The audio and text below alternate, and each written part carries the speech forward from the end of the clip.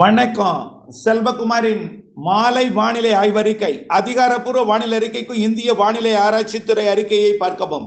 2026 April 25 சனிக்கிழமை மாலை நிலவர ஆய்வறிக்கை. அதிகாரப்பூர்வ வானிலை அறிக்கைக்கும் இந்திய வானிலை ஆராய்ச்சித்துறை அறிக்கையை பார்க்கவும்.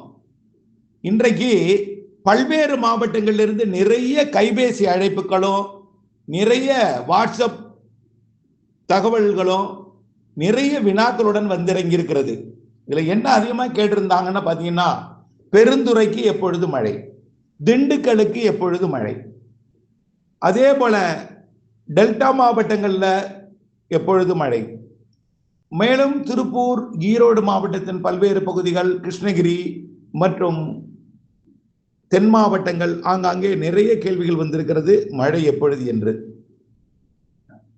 தொடர்ந்து நாம சொல்லிக் கொண்டிருக்கிறது ஒரே தகவல் தான், எந்த மாற்றமும் இல்லை. இன்னும் ஒரு சிறப்பான தகவல், ஒரு மகிழ்ச்சியான தகவல், நாம என்ன நீண்டகால வானிலை அறிக்கையில சொல்லி வந்தோமோ அதே தான். அதாவது ஐரோப்பிய யூனியனோட ECMF மாடல் தெரிவித்திருப்பதாக ஒரு செய்திகள் வந்திருக்கிறது.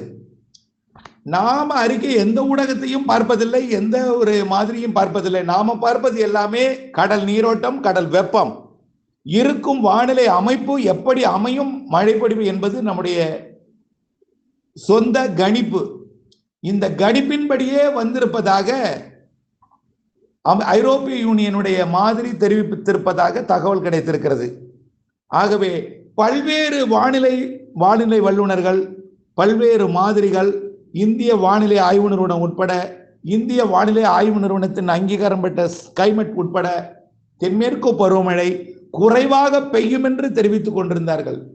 அதிகமாக பெய்வதற்கு வாய்ப்பு 0 என்றும், செப்டம்பர் வரை வெப்பம் அதிகமாக காணப்படும் என்றும், மழைப்பொழிவு பற்றாக்குறையாக இருக்கும் என்றும், வெயில் அதிகமாக இருக்கும் என்றும் தெரிவித்திருந்தார்கள். நாம் அதை மறுத்து தொடர்ந்து அறிக்கை சமர்ப்பித்துக் கொண்டே இருந்தோம்.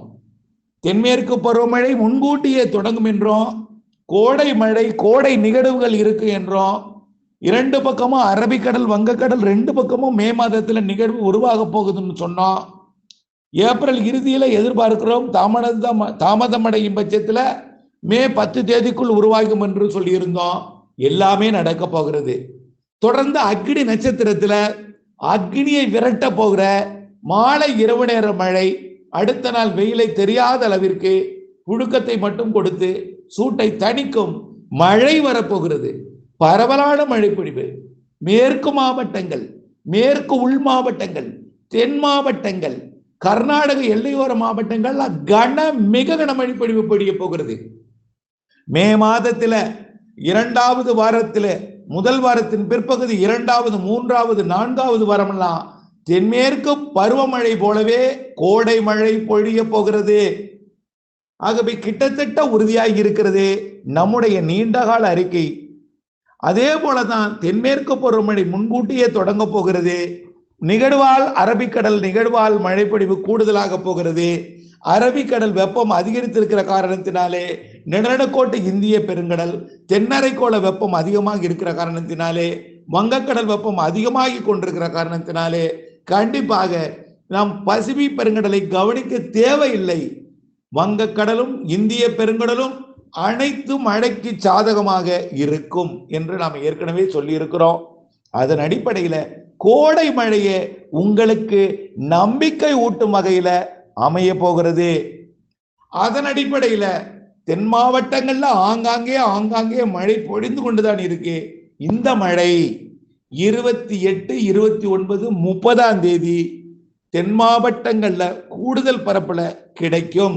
மேற்கு மாவட்டங்கள்ல 29, 30ஆம் தேதி கிடைக்கும்.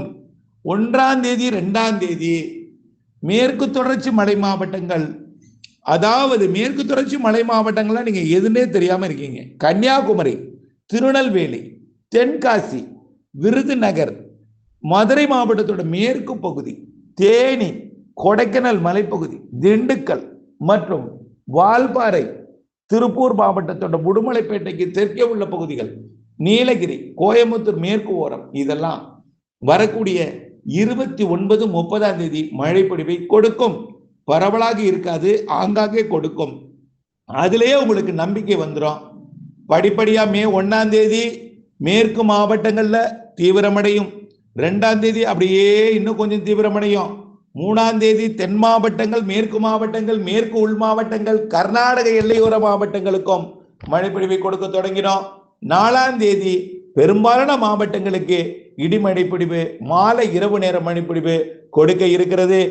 அதே போல வரக்கூடிய 5, 6 தேதிகள்ல தமிழ்நாடு எங்கும் 7, 8, 9, 10 அப்படியே அந்த மாதத்தின் இறுதி வரை தென்மேற்கு பருவமழை தொடங்கும் வரைக்கும் நல்ல மழை காத்திருக்கிறது. ஆக பொறுத்திருந்து பாருங்கள், எல்லாம் உண்மையாகும். ஆகவே அக்னி நட்சத்திர காலத்திலே கடும் வெயில் எரிக்கும், அடிக்கும், சுட்டெரிக்கும் என்று அச்சப்பட வேண்டாம். அப்பொழுது மழை இருக்கும், இப்பொழுது வெயில் இருந்தாலும் அப்பொழுது இருக்கும், இதை விட கூடுதலாக இருக்கும் என்று இந்த வெயிலை கண்டு நீங்கள் அச்சப்பட வேண்டாம் என்று சொல்லி இருந்தோம். ஆக இப்பொழுது அடிக்கக்கூடிய மேற்கு மாவட்டங்களில் நிலவக்கூடிய இந்த உச்சபட்ச வெப்பம் வெயிலும் வரக்கூடிய நாட்களிலே இன்னும் 2-3 நாள்ல இந்த மாத இறுதிக்குள் கண்டிப்பாக குறைந்துவிடும். 2ஆம் தேதி இன்னமும் குறைஞ்சிரும். 4ஆம் தேதிக்கு பிறகு மழை வந்து அனைத்தையும் குளிர்வித்து விடும். இரவு நேர மழைப்பிடிப்பு, மாலை இரவு நேர மழைப்பிடிப்பு அடுத்த நாள் வெயிலை கண்டிப்பாக குறைய செய்துவிடும். புழுக்கம் மட்டும் இருக்கும். பிறகு அதுவும் மழையாக வந்து கொடுக்கும் பொழுது குளிர்ந்து விடும். ஆகவே இன்னும் சில நாட்கள் இந்த வெயிலை நீங்கள் மேற்கு மாவட்டங்கள், கோயம்புத்தூர், திருப்பூர், ஈரோடு, கரூர் மற்றும் நாமக்கல், மதுரை, திண்டுக்கல் மேற்கு மற்றும் மேற்கு மாவட்டங்கள்ல கொஞ்சம் பொறுத்து கொள்ள வேண்டிய இருக்கிறது.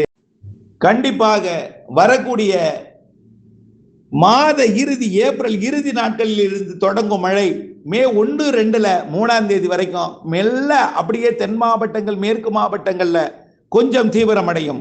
உறுதியாக அனைத்து மாவட்டங்களுக்கும் 4, 5 தேதிகளில் கிடைக்க தொடங்கும். 6, 7 தேதிகளில் பரவலாகும். 8, 9, 10 தேதிகளில் மேலும் பரவலாகும்.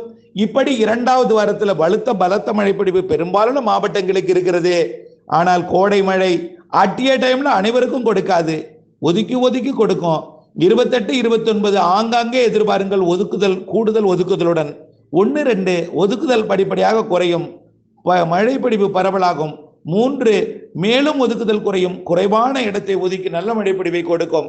5ஆம் தேதி 4, 5, 6 பரவலாக கொடுக்கும். ஒதுக்குதல் மிகவும் குறைந்திருக்கும்.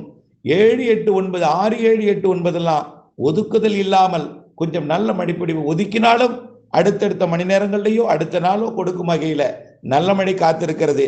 கண்டிப்பாக மேற்கு மாவட்டங்கள், தென் மாவட்டங்கள், உள் மாவட்டங்கள், கர்நாடக எல்லையோர மாவட்டங்கள், தென் மாவட்டங்கள், டெல்டா மாவட்டங்களுக்கெல்லாம் மேற்கே போக போக எங்கெல்லாம் வெயில் அதிகமா இருக்கோ அங்கெல்லாம் மழை பொழிவு கேரளாவிற்கும், காவிரி நீர்பிடிப்பு பகுதிகளுக்கும், அனைத்து அணைகள் நீர்பிடிப்பு பகுதிகளுக்கும், அதே போல ஏலக்காய் சாகுபடி, கேரளாவோட ஏலக்காய் சாகுபடி பகுதிக்கும், இப்பொழுது கேள்வி கேட்டிருக்கூடிய பெருந்துறை மற்றும் தென் மாவட்டங்கள், மேற்கு மாவட்டங்கள், பொள்ளாச்சி, உடுமலைப்பேட்டை, அதே போல உப்பார் அணைக்கட்டு பகுதி, இன்னும் பல இடங்களில் கேட்ட எல்லா இடங்களுக்குமே முதல் வாரத்தில் இருந்து மழைப்பொழிவு படிப்படியாக தீவிரமடைந்து 2வது, 3வது, 4வது வாரத்தில்கள்ல மிகச்சிறப்பான எல்லா சந்தேகங்களையும் போக்கும் வகையில் நிறைய உங்களை குழப்பத்தில் ஏற்படுத்தியிருந்த, அதாவது எல்னினோ, சூப்பர் எல்னினோ என்று கடுமையான ஒரு மன உளைச்சலுக்கு தள்ளி இருந்த அந்த வானிலைக்கெல்லாம்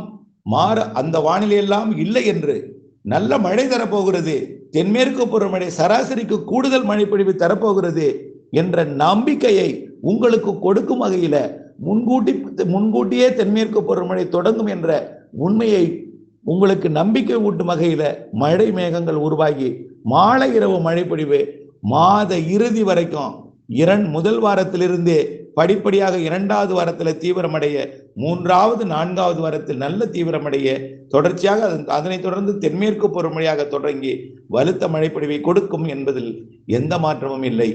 இணைந்தே இருங்கள் அப்டேட்ஸுடன். நன்றி.